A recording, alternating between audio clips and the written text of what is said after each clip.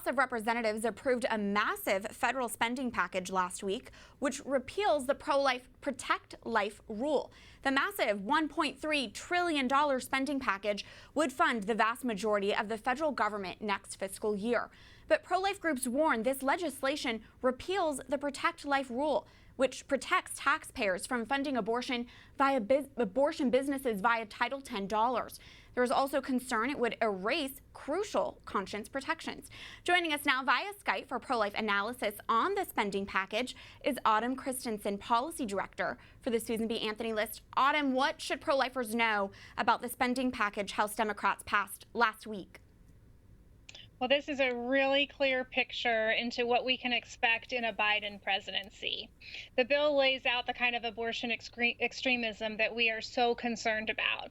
For example, it rolls back the Protect Life rule, a rule designed just simply to protect American taxpayers from funding the largest abortion provider in America, Planned Parenthood.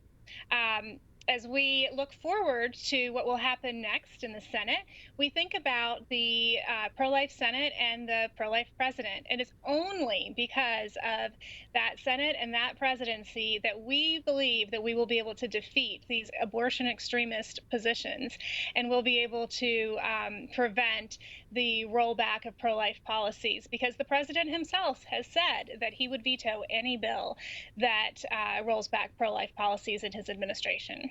Autumn, I understand the Susan B. Anthony List also has concerns about conscience protections in the massive spending bill. Can you explain that?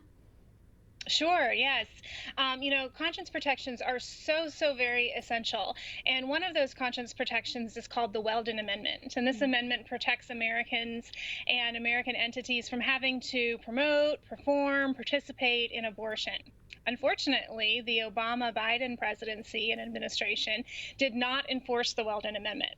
The Trump administration is enforcing the Weldon Amendment with a great deal of emphasis and vigor, and we're so happy to see that. But unfortunately, the Pelosi Democrats have chosen to tell the Trump administration that they cannot enforce the Weldon Amendment. And the result of this would be people like Kathy DiCarlo, who is a nurse who was forced to participate in an abortion, being afraid that they will lose their job if they don't come in and help with abortions.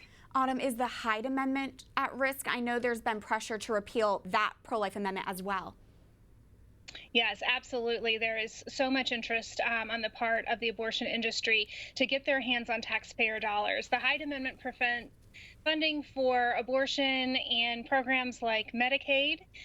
Similar amendments like the Helms Amendment prevent taxpayer funding for abortion overseas. And Democratic leaders in the House have made clear that the only reason that they're not seeking to repeal the Hyde Amendment and the Helms Amendment and others like it is because they know that the president will veto a bill that does that, but they have every intention of forcing taxpayers to underwrite abortions by repealing Hyde and Helms and others like it in the future. And briefly, Autumn, are there any other negotiations on Capitol Hill that pro-lifers should be keeping their eye on? Sure, yes. Right now we are in a very important stage for relief regarding COVID, and there are various bills being debated and considered and negotiations underway to provide needed relief to Americans and to those who are affected by the coronavirus.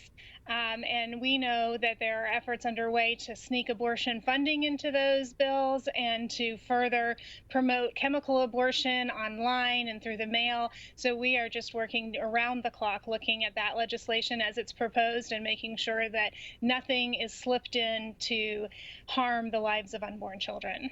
Well, we are grateful that you are keeping your eye on it, and we know that you will continue to keep us informed.